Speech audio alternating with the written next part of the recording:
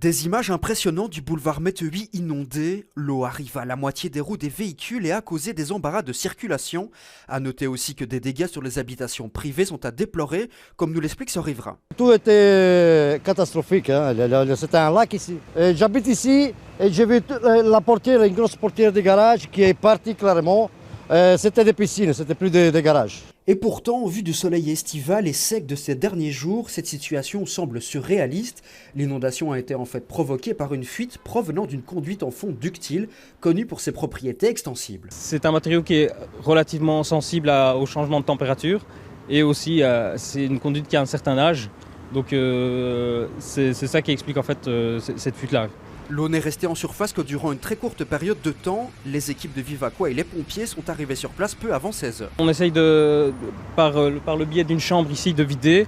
Donc on ferme la conduite évidemment pour commencer les travaux et on évacue tout via l'égout. On a trouvé la fuite vers le coup de 17h30.